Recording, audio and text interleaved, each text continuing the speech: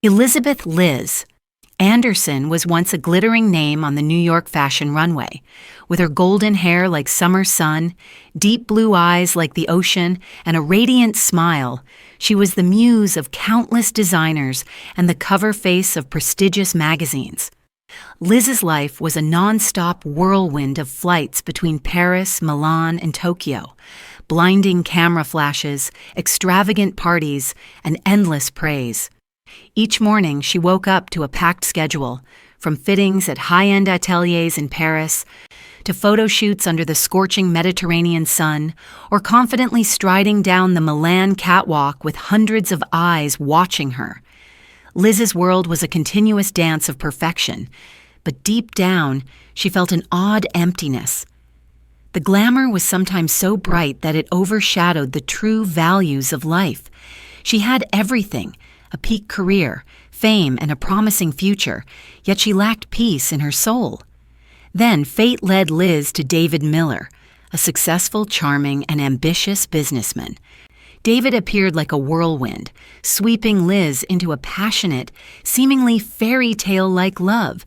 He not only had a handsome appearance and a suave demeanor, but also knew how to say sweet words, promising a peaceful life and a family home that Liz had always yearned for after years of a nomadic life.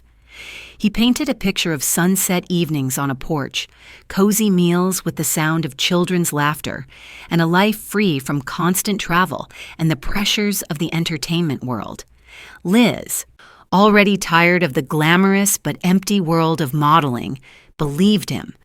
She believed in love, in his promises, and believed that David was her final haven, the man who would bring her the stability and happiness she had always dreamed of. That June, under a canopy of vibrant red maple trees in New England, where ancient cobblestone streets wound through quaint purple and orange wooden houses, every corner a living painting, Liz and David had a romantic wedding. The scenery was like a dream, with vibrant flower pots on the steps and colorful pinwheels spinning in the breeze, creating a fairy tale atmosphere. Liz gave up her top-tier modeling career, setting aside all the glitz and glamour to become a wife and mother.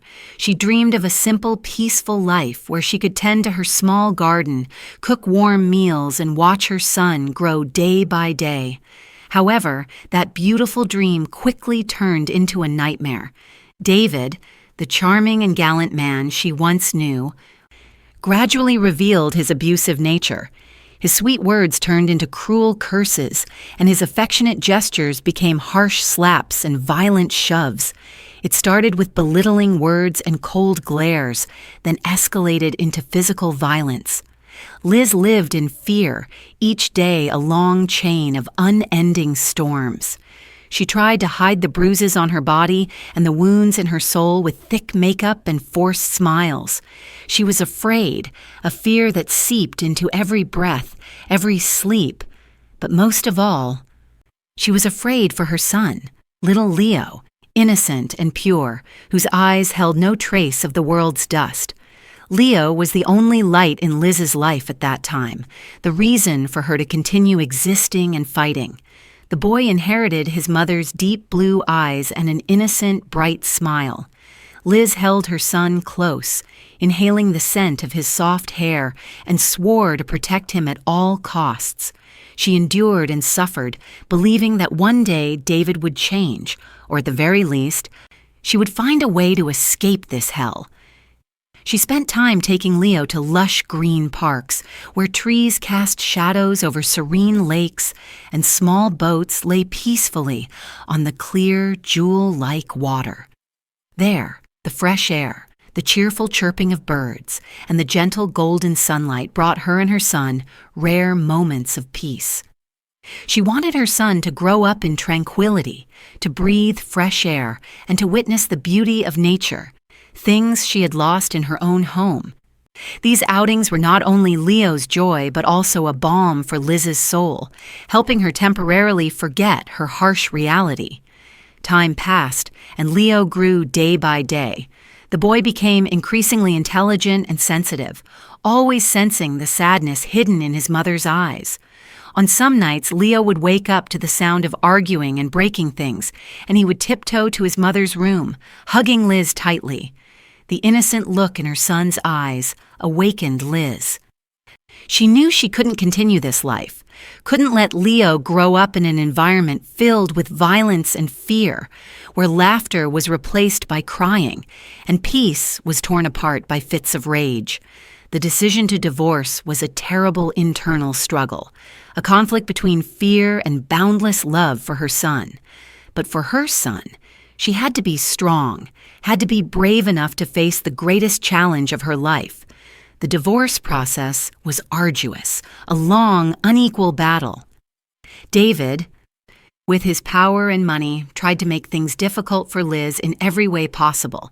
He hired the best lawyers, spread false rumors, and even threatened Liz to make her give up custody. But Liz was no longer the weak model she once was. She had gone through too much pain, and now she was fighting for her son, for Leo's future. With the help of Sarah, a dedicated and experienced lawyer who was a former school friend of Liz's, along with the quiet encouragement of a few old friends from the fashion world, Liz slowly gathered evidence, confronted the false accusations, and protected her rights. Finally, after many stressful and exhausting months, Liz won custody and escaped her hellish marriage. It was a bittersweet victory, but also a liberation. After the divorce, Liz and Leo moved to a small house in rural Vermont, near a dense forest where the trails were covered with vibrant red and gold leaves in the fall, creating a stunning natural carpet. A new life began, but it was not easy. Liz had to face financial burdens, deep psychological scars, and fear for the future. On long nights, she often lay awake, watching Leo sleep soundly and wondering if she could give him a better life. The memory of David still lingered, occasionally appearing in her dreams, waking her up with a start. However, it was in these difficulties that Liz found her hidden strength. She started to paint, a hobby she had long forgotten since her dreamy childhood days in the countryside. Whenever she held a brush, her soul felt liberated. Her paintings were full of color and emotion, depicting the beauty of nature and the simple moments of life. She painted roads shaded by blooming cherry blossom trees in the spring, with pink petals falling like rain, forming a romantic tunnel. She painted majestic waterfalls cascading into turquoise pools with white foam, creating a scene both fierce and poetic. She also painted vibrant fields of colorful tulips, stretching endlessly like a giant carpet, with intertwined shades of red, pink, white, and purple. Each brushstroke was a step in healing her emotional wounds, a step in finding herself again and rediscovering her lost passion and peace. Liz also started teaching Leo about the love for nature. They often walked in the woods, watching the leaves change color from green to vibrant, yellow, orange, and red. Listening to the birds chirp and breathing in the fresh air, the scent of damp earth and dry leaves, Leo, with his childlike innocence, helped Liz see life through different eyes full of hope and brightness. The boy pointed out tiny wildflowers, nimble squirrels, or sunbeams piercing through the foliage. In those moments, Liz felt all her burdens vanish, leaving only her boundless love for her son and gratitude for the beauty of life. Word of mouth spread, and Liz's paintings gradually became known in the small community. A small art gallery in the town center offered to host an exhibition for her. Liz hesitated. She was afraid of the spotlight, afraid of attention, afraid of confronting the glamorous past she had tried to bury. The fear of being judged, of being seen as a victim, still haunted her. But Leo, with his clear eyes and radiant smile, encouraged his mother. "Mom, your paintings are so beautiful. You should show them to everyone. I'm proud of you." Her son's simple words gave Liz the strength she needed. With the support of her son and a few close friends, Liz bravely faced her past. The exhibition, titled A New Dawn After the Storm, was a success beyond her expectations. Her paintings were not only technically beautiful, but also full of emotion, authentically portraying her journey from pain to healing. They touched the hearts of many, especially women who had gone through similar suffering. They found empathy, understanding, and hope in Liz's works. Many people came to shake her hand, share their stories, and thank her for the inspiration. Local newspapers began to write about Liz, about her story of resilience. Liz's comeback was not limited to art. She was invited to participate in talks and workshops on domestic violence, sharing her story and inspiring women trapped in abusive relationships. Her voice, once trembling with fear, was now strong and confident. Liz became a symbol of strength, of the will to rise from the ashes. She was no longer the famous model, but Elizabeth Anderson, a talented artist, a resilient mother, a woman who had found her voice and was using it to help others. Her radiance came not from camera flashes, but from the peace in her soul and her faith in life. Meanwhile, David Miller had to face the consequences of his actions, the evidence of abuse that Liz had quietly collected, along with the testimonies of close associates and the involvement of women's protection organizations, made him pay for his crimes in the eyes of the law. The case was made public, and the truth about David's abusive nature was exposed. His career collapsed, his business partners turned their backs on him, his reputation was completely destroyed, and he had to endure the appropriate legal punishment. Justice was served, and Liz felt a huge weight lifted off her shoulders. She no longer had to live in fear, no longer had to worry about the ghosts of the past. One breezy autumn afternoon, as Liz and Leo walked by the shores of Lake Champlain, watching the fiery red maple leaves reflect on the clear water like a giant mirror, with distant snow-covered mountain peaks, they met a man. He was sitting on a stone bench, quietly observing the scenery. He was tall, with salt and pepper hair and deep, thoughtful eyes that exuded a calm, seasoned air. This was Colonel William Will Carter, a high-ranking military officer who had just retired and had dedicated his life to serving his country. Will had moved to this small town seeking peace after a painful and shattered marriage. His ex-wife had been unfaithful, leaving deep scars of distrust and hurt in his heart. He had dedicated his youth to the military, returning with physical and emotional wounds, only to face betrayal from the person he loved most. Will was a quiet, reserved man, but his eyes always radiated sincerity and warmth, a rare composure. Leo, with the innocence and openness of a child, quickly befriended Will. The boy was fascinated when Will told stories about his travels, distant lands he had visited, and exciting adventures. Leo's cheerful laughter broke the silence and brought Liz and Will closer.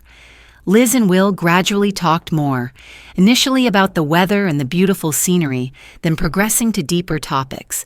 They shared their past pains, the emotional scars that time had not yet healed. Liz found in Will the empathy and understanding she had never had before. He listened to her sincerely, without judgment or pity. Will sensed the strength and resilience hidden beneath Liz's gentle exterior, and he admired how she had overcome all difficulties to protect her son.